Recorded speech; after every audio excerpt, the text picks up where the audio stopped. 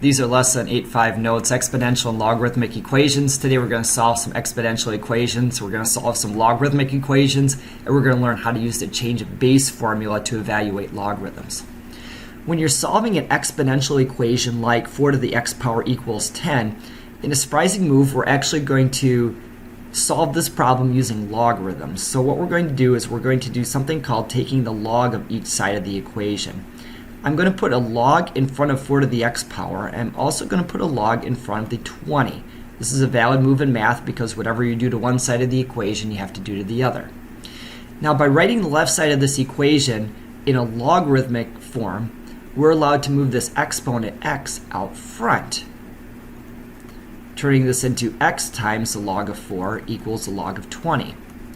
Well, in order to figure out what x is equal to, we're multiplying x times log of 4, so you can divide both sides by log of 4. And now we have an equation that's set up and solved for x. These will cancel, and to find x, you can take the log of 20 divided by the log of 4.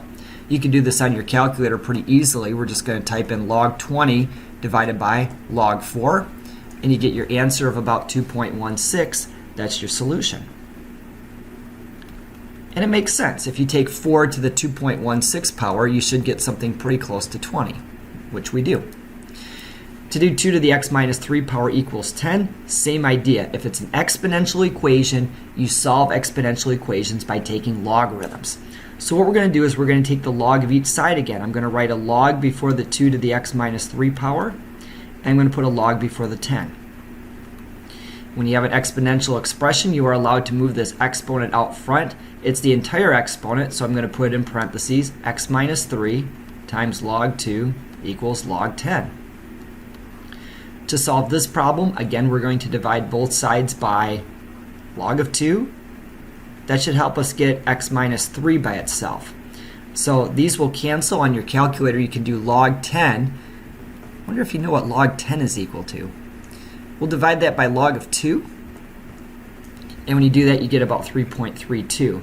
I'm not going to round this value yet. It's x minus 3 on the left side. On the right side, it's that big decimal, 3.321928095. I don't like to round until I'm done with the problem.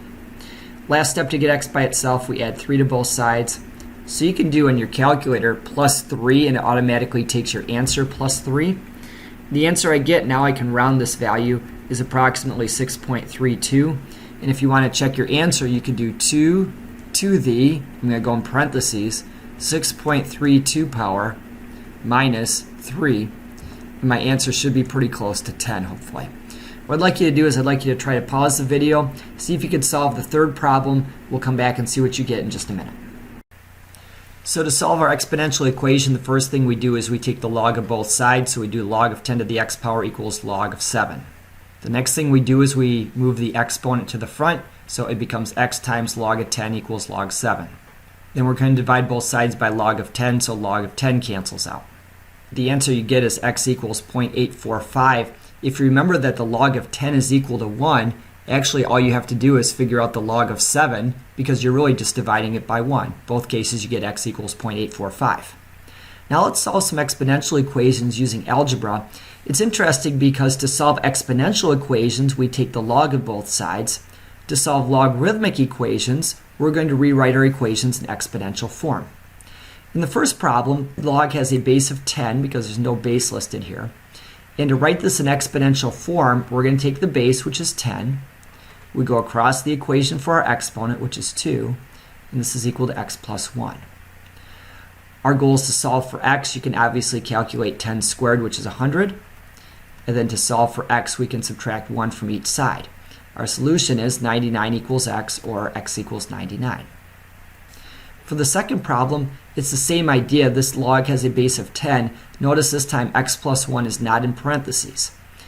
To write an equation in exponential form, what we need to have is we need to have a base, which is 10. We need to have something on the right side of the equation, which we do. And then what we're taking the log of. This plus 1 has no place here, and any time that you're adding a plus 1 that's not in parentheses or a plus or minus something that's not in parentheses, this immediately needs to get moved to the other side of the equation. We'll do that either by adding or subtracting, in this case subtracting.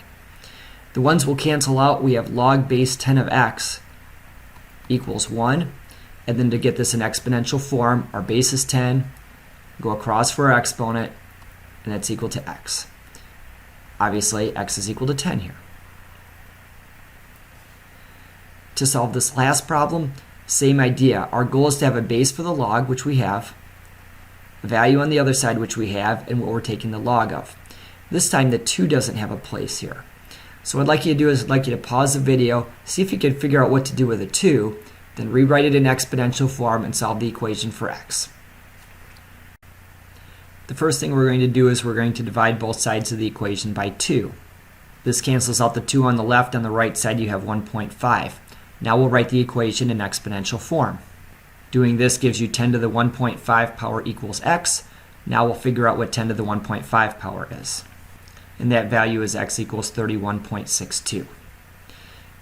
We're going to continue to look at a few more problems involving logarithms. Here are problems where we have multiple logarithms in the problem. And similar to an activity we did the other day, we're going to write each of these problems that have several logarithms in them as an expression with a single logarithm. So here's a case where we have the log and it's an addition problem. You may remember that when you're working with addition of logs, you can turn this into a multiplication problem.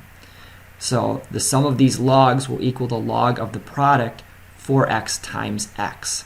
This will equal 2. Obviously, you can simplify what's inside the parentheses. 4x times x is equal to 4x squared. If you want to put this in parentheses, that's fine. The base for this logarithm is 10. So now it's like a problem that we just had. To solve this problem, we'll write this in exponential form. So we have 10 to the second power equals 4x squared. You can crunch out what 10 squared is. 10 times 10 is 100. And to solve this equation for x, we want to get x by itself, so we'll divide both sides of the equation by 4. 100 divided by 4 is 25. On the right side of the equation, the 4's cancel and you have x squared. When you square root both sides, x could equal plus or minus 5. However, when you take logarithms, you can never take the logarithm of a negative number. So we'll cross off this negative solution, and the answer is just positive 5. For the second example, notice we have log of 6 minus log of 5x equals 3. This is a subtraction problem. The difference of logs is equal to the log of the quotient. So you can write this as a division problem, 6 over 5x. We'll take the log of that value and it's equal to 3. Now it's again like a problem that we just did. Our base is 10. So in exponential form, this is 10 to the third power equals 6 over 5x. We solve logarithmic problems by writing our equation in exponential form. 10 to the third power is a 1 with 3 zeros after it. That's called 1,000. It's equal to 6 over 5x. To solve for x in this problem, really we don't like fractions. So one option that you have is you can multiply both sides of the equation by 5x. This will get the 5x out of the denominator. 5x times 1,000 is 5,000x. And that's equal to 6. To get x by itself, we'll divide both sides of the equation by 5,000. So x as a fraction would equal 6 over 5,000. If you crunch this out in your calculator and you want to get a decimal value, the decimal value is equal to 0.0012. So the goal is to write the multiple logs as a single log expression. See if you can do that here. See if you can write this expression that has been underlined as a single log, and then see if you can solve the equation for x. Pause the video, we'll see what you get in just a minute. Our first step is we're going to move the coefficient 2 into the exponent. Our next step is to turn the subtraction problem into division, the addition into multiplication. So this problem becomes log x squared. The minus turns it into divide by 3. The plus turns it into times x. You can multiply the numerator together. X squared times x is equal to x cubed. Our base in this problem is 10. So in exponential form, we're going to get 10 to the first equals x cubed over 3. 10 to the first equals 10. We multiply both sides of the equation by 3. The 3's cancel and you get 30 equals x cubed. You cube root both sides of the equation and you get your solution, x equals 3.11. The last thing we're going to do is we're going to use what's called the change of base formula to evaluate logarithms. Traditionally, to find log base 2 of 10, I had told you to set this equal to x. Write the equation in exponential form. Here your base is 2, your exponent is x, and it's equal to 10. And see if you could figure out 2 to what power would give you 10. The problem is there's not a nice number that would work for x. If we used a 3, that would give us 8. If we used a 4, that would give us 16. It's something between 3 and 4. But what is it? Well, if we solve this using rules that we did at the very beginning of this lesson, what you could do is you can take the log of both sides of the equation. Now notice what happens when you do that. We're going to write log 2 to the x power equals log of 10. You're going to move the x out in front. This will give you x times log of 2 equals log of 10. And then you're going to divide both sides by the log of 2. Now yes, you could simplify log of 10 into 1, but you're still going to end up taking 1 divided by log of 2. So basically to find x, you're taking the log of 10 divided by the log of 2. Look how many steps it took us to get here. It took us a bunch. In reality, what are we doing to find x? Well, we're taking the log of this value, kind of the bigger number, divided by the log of the base. And that's always true in a problem like this. If you want to go through these steps, you can, but the real shortcut is just take the log of the big number and divide it by the log of the small number. In this case, if you take the log of 10, which we already know is equal to 1, and divide it by the log of 2, your solution is equal to about 3.32. That is the solution to this problem. If you want to go through these steps, that's fine, but a shortcut, again, is take the log of the big number divided by the log of the small number. It works for this problem as well. You could set it equal to x and go through the algebra, or if you want to, you can just say take the log of the big number divided by the log of the small number. And if you take the log of 50 and divide it by the log of 5, our solution is approximately 2.43. That is the answer. And remember, for these problems, it's never going to be x equals, it's just going to be a number. How do we know your answer is right? Well, if you take the base to that power, we should get something pretty close to 50. Now let's try the log base 4 of 3. Use the change of base formula, pause the video, see what you get, and we'll see what you get in just a moment. So to solve this problem, the log of the big number is log of 3. The log of the small number is the log of the base, log 4. When you divide these two logs, you get 0.79 approximately. And we know that the answer is valid because if you take this base 4 and raise it to the 0.79 power, you should get something pretty close to 3, which we do. And in this lesson, what we've talked about are 3 separate tasks.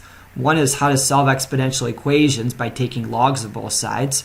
We've talked about how to solve logarithmic equations by writing the equation in exponential form.